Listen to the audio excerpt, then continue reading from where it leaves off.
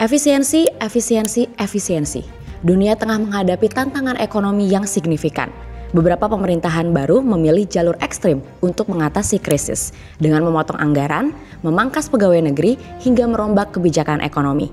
Dari Argentina, Inggris, Amerika Serikat, Vietnam, bahkan Indonesia tengah menerapkan perubahan kebijakan ekonomi secara besar-besaran. Seperti apa dampaknya? Kita bahas.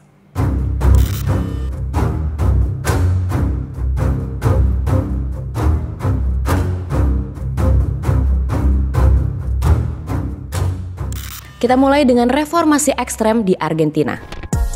Sejak terpilih sebagai presiden pada akhir 2023, Javier Milei meluncurkan serangkaian kebijakan ekonomi yang kontroversial di Argentina, termasuk mengurangi 30.000 pegawai negeri, hampir 10% dari total pegawai federal. Ini adalah bagian dari langkah mengurangi pengeluaran negara dan memangkas sektor pemerintahan yang dinilai sebagai penyebab kemunduran ekonomi negara tersebut. Milei bahkan mengancam akan memecat 40.000 pegawai negeri lainnya jika mereka gagal dalam ujian evaluasi. Milei yang dikenal dengan visinya menghapus la kasta atau elit politik, jurnalis hingga akademisi, menganggap pengurangan anggaran ini akan menyelamatkan Argentina dari krisis yang lebih dalam. Meski angka inflasi turun drastis dari lebih 200% menjadi hanya 3% per bulan, angka kemiskinan justru meningkat menjadi 53%. Walau kebijakan ini menimbulkan dampak sosial, neraca perdagangan Argentina mencatat surplus selama 13 bulan berturut-turut, terutama karena peningkatan ekspor biji-bijian dan energi. Negara ini juga berusaha menjadi pengekspor energi bersih dengan memanfaatkan cadangan minyak dan gas.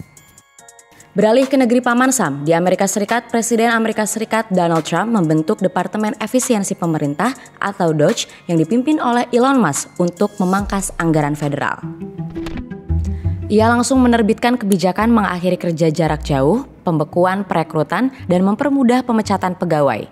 Lebih dari 2 juta pegawai PNS ditawari buyout dengan gaji penuh hingga 8 bulan jika mereka mengundurkan diri.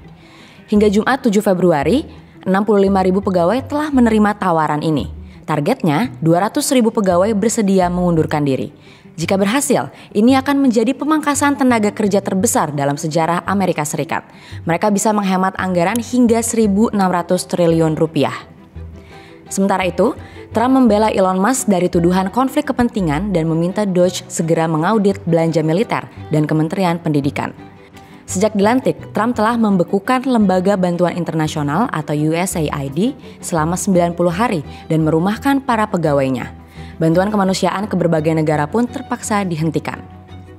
Sementara itu, pemerintah juga memangkas miliaran dolar dana administrasi penelitian biomedis yang menurut para ilmuwan dapat menghambat inovasi medis.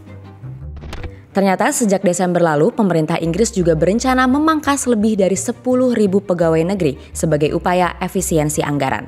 Kebijakan ini dilatar belakangi kenaikan jumlah pegawai negeri pada saat Brexit juga pandemi. Menteri Keuangan Rachel Reeves meminta setiap kementerian mengurangi anggaran sebesar 5% yang kemungkinan besar berdampak pada pengurangan jumlah pegawai. Saat ini terdapat 513.000 pegawai negeri sipil di pemerintahan pusat, naik dari 380.000 pada 2016.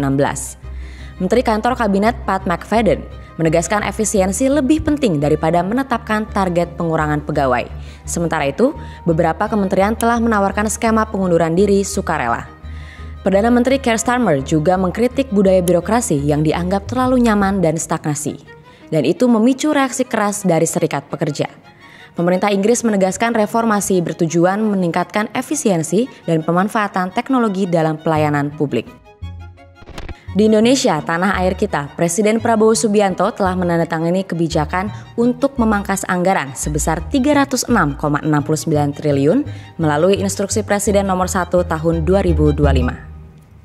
Pemangkasan anggaran ini bertujuan untuk mempercepat perluasan cakupan program makan bergizi gratis atau MBG.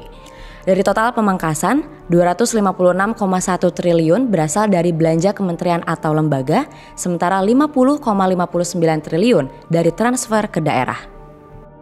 Dari 10 kementerian dengan pemangkasan terbesar, pemangkasan anggaran nomor 1 terjadi di Kementerian PUPR dengan 81,38 triliun rupiah. Sedangkan di urutan ke-10 ada Kementerian Komdigi dengan 4,49 triliun rupiah. Meskipun terjadi pemotongan, Kepala Kantor Komunikasi Presiden Hasan Nasbi menegaskan layanan publik, subsidi serta gaji pegawai tetap aman.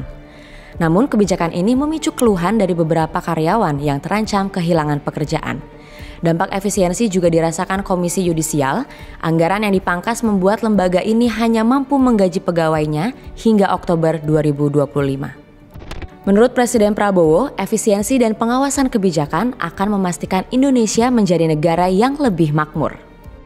Beralih ke negara tetangga, Vietnam baru saja mengumumkan akan memangkas 20% pegawai negeri yang akan menghemat anggaran sekitar 73 triliun rupiah dalam 5 tahun. Negara ini juga mengurangi jumlah kementerian dan lembaga dari 30 menjadi 22, termasuk di sektor media, kepolisian, hingga militer. Sejumlah pegawai yang terkena dampak sudah mulai mencari pekerjaan baru, sementara pemerintah berharap kebijakan ini akan mendukung pertumbuhan ekonomi 8%. Namun dampaknya terhadap kemiskinan dan ketidakstabilan sosial masih menjadi perdebatan. Nah, kebijakan ekonomi yang berbeda datang dari China dan India. Pemerintah Cina menaikkan gaji jutaan pegawai negeri di awal 2025. Kebijakan ini bertujuan untuk meningkatkan konsumsi rumah tangga guna menopang perekonomian yang melambat. Gaji pegawai negeri rata-rata naik sekitar 500 yen atau 1,1 juta rupiah per bulan dengan kenaikan lebih besar di beberapa wilayah. Ini merupakan strategi mengurangi ketergantungan pada investasi dan mendorong pertumbuhan konsumsi domestik. Di India, pemerintah juga mengumumkan kebijakan keringanan pajak bagi kelas menengah dalam anggaran 2025-2026. Ambang batas pajak penghasilan dinaikkan dari Rp700.000 menjadi Rp1,28 juta, membebaskan lebih banyak warga dari kewajiban pajak. Meski ada kekhawatiran terkait penurunan pendapatan negara, pemerintah berharap kebijakan ini akan meningkatkan konsumsi rumah tangga, tabungan, dan investasi. Masing-masing negara memiliki cara yang berbeda untuk mengatasi tantangan ekonomi. Dari pemangkasan pegawai, efisiensi anggaran, hingga kebijakan fiskal yang ekstrim menunjukkan bagaimana para pemimpin dunia berusaha untuk mengembalikan stabilitas ekonomi mereka. Meski ada hasil positif seperti surplus perdagangan dan penurunan inflasi, dampak sosial serta ketidaksetaraan ekonomi masih menjadi perhatian utama. Apakah efisiensi ini akan benar-benar efisien? Simak terus perkembangan berita terkait hanya di Kumparan, bicara fakta lewat berita.